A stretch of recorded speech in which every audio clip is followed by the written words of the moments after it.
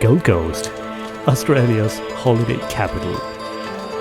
An outstanding global city with some awe-inspiring stretch of beaches, fantastic range of attractions, shopping, dining, major events, and more. Today, it's going to be a tour around this beautiful city, from on the road and the sky. You'll get to witness some astonishing drone footages at the end of this video, so don't miss to watch this video till the end. Gold Coast is about 850 kilometers north of Sydney, and we would cover this in one day. However, we usually leave Sydney on an evening and stay at Port Macquarie or Coffs Habour on the way, so we can visit the very popular beach town of Byron Bay on the way the next day. This iconic landmark of Byron Bay is a must visit. And don't forget to hike down the hill to enjoy visiting this most eastern point of Australian mainland.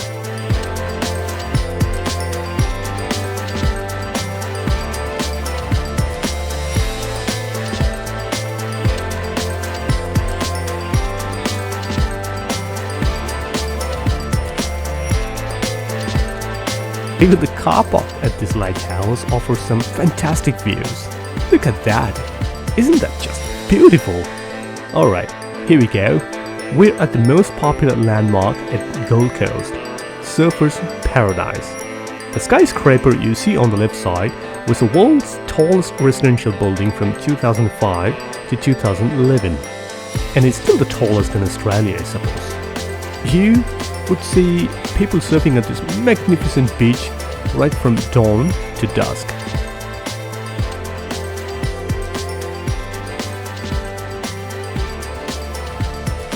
Not just for the beach, but Surfers Paradise is a very happening place at night too, with a lot of party places and restaurants. Now, let's drive around the city to get a glimpse of how it looks like. Just like Melbourne, the city has tram service for easy transportation, and this might mean a little more attention to the new drivers here.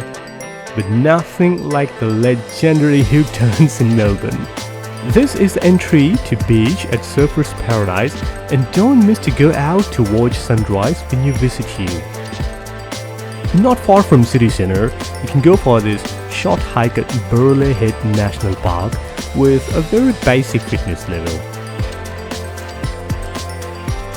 If I could do that, anyone could.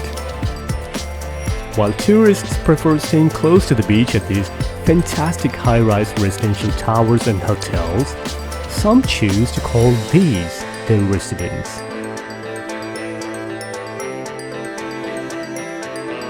This is one large city as you're on the road, but once you're as high as a bird, you see otherwise. Look at all those tiny little islands and fabulous houses. Well, who wouldn't love to stay here with our own private access to the water?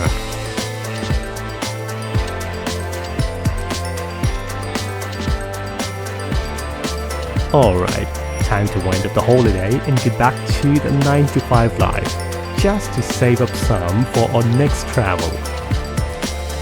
Memories we've gathered all around this city will definitely make us want to visit this lovely place once again. While driving back to Sydney, it is a mandatory stop for me at the Coffs Habour for this wonderful little hike up to the Mutton-Bird Island. I hope you liked our travelogue, and don't forget to check our channel for more such videos and support us by subscribing. Happy traveling!